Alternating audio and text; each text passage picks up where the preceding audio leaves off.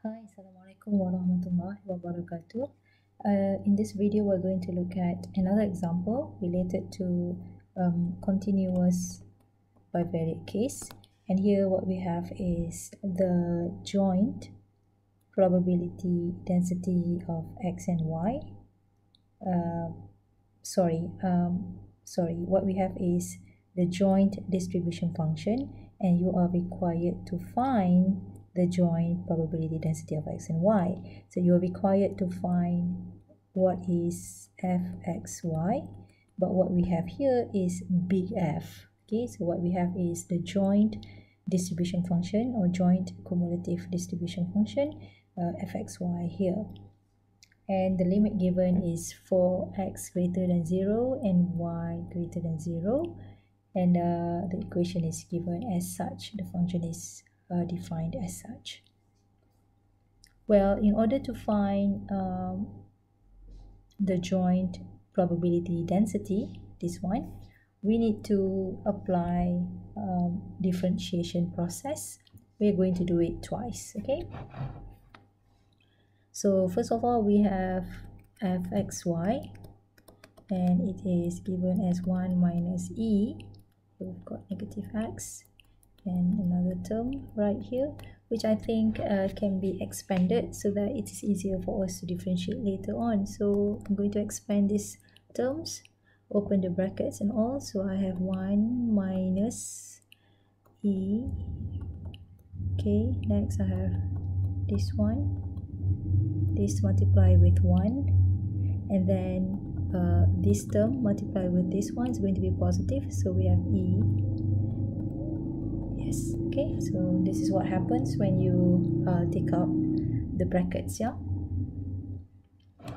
so we need to come up with this process. The process that we need to do is this one. We need to differentiate twice. Okay, so this is the process that you need to do, and if it is too overwhelming, we can do it step by step. So first of all, we can start by differentiating this function with respect to y first. So we're going to differentiate this function with respect to y, and then once we have the result here, we're going to differentiate it again with respect to x. Okay, right, so what I'm going to do next is I'm going to explain the process here. We're going to differentiate with respect to y, this function. Okay, so what we have is 1 minus, okay, I'm just writing down the function.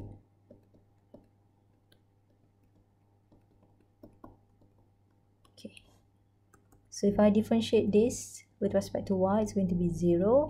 This one is also, this one is going to be, this is minus negative y, so we're going to have negative 1 right next to it. Okay, this is the result of differentiating this function. And this is a constant, it doesn't depend on y, therefore the result is 0.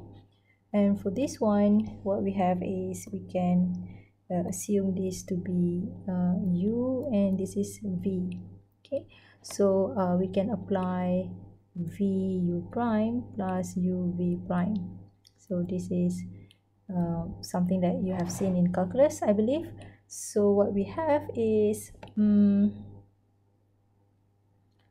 we have, hang on, so what we have is vu prime, so we have plus e, and you differentiate this u prime, the answer is 0.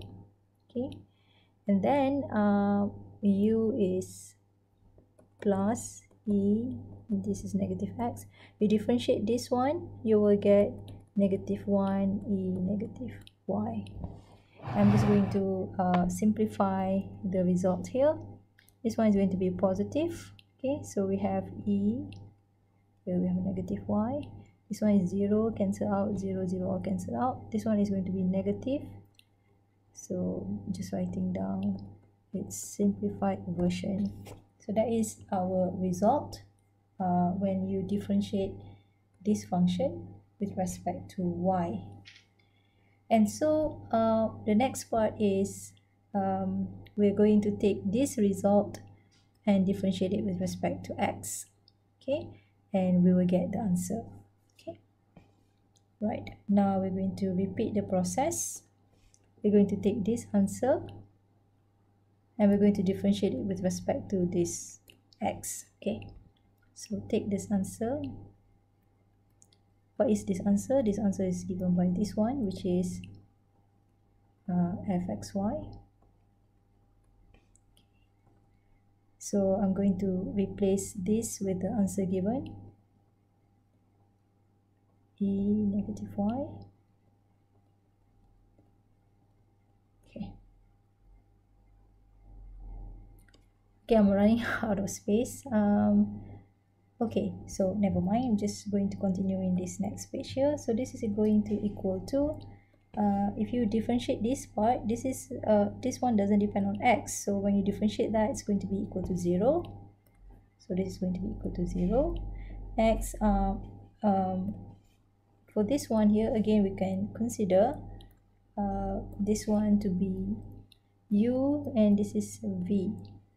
So we have vu prime plus uv prime.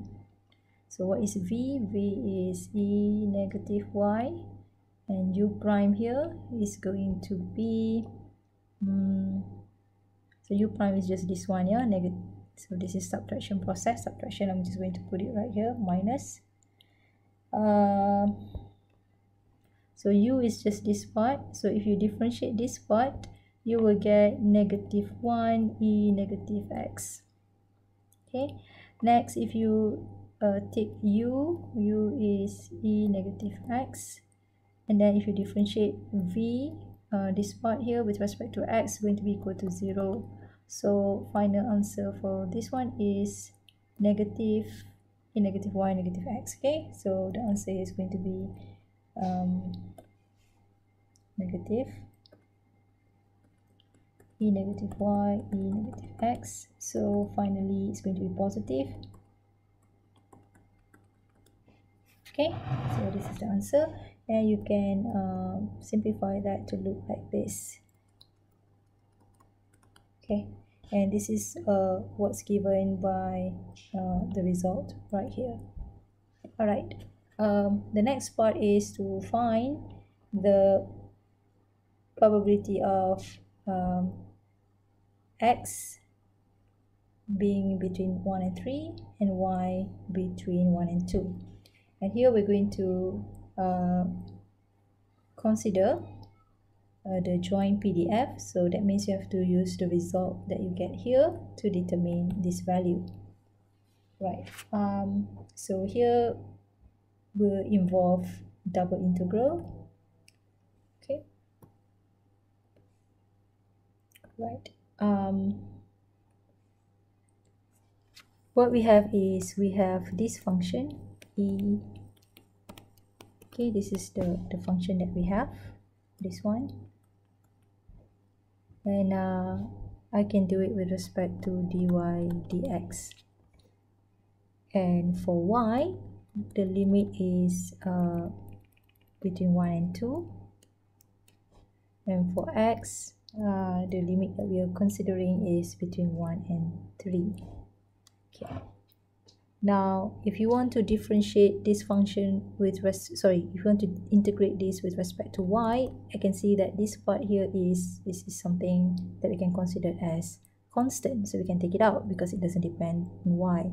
So here what we have is 3, 1, e negative x is going to be taken out right here, and there I have e negative y dy dx. And so I'm just going to focus on this part, on solving this part first, the inner circle of it. We're going to solve the inner integral first. Okay. Therefore, what we have is we're going to have 3, 1, e, this is negative x. The result of this is going to be e negative y, negative 1 at the bottom.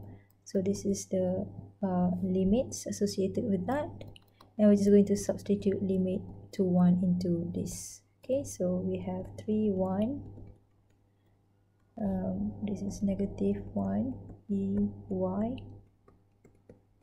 Okay. Just changing the look of it into a positive exponent of some sort, and this is negative 1, so here, and then if you subtract with that, it becomes plus negative. Okay, subtract becomes plus, so 1 over E1 dx. And this here is going to be some number, some constant, so I'm just going to consider putting this outside, okay, totally outside of the whole expression that we are considering next. So here I'm going to take out the constant here. It's going to be 1 e minus 1 this one, so it can be taken outside, yeah, and we have 3 1. Okay, so when we integrate this, the result is going to be, so the result is going to be e negative x, here negative 1, the limit is 3 and 1, yeah. And I'm just going to substitute all the limits into this, so we have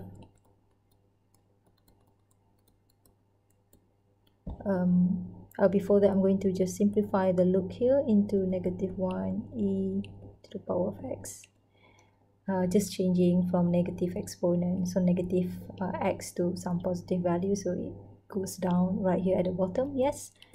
And then we can substitute the values here, so we have negative 1 e, here we got 3, so this is negative, so negative subtract with this lower value when you substitute into that, so it's going to be positive 1 over e.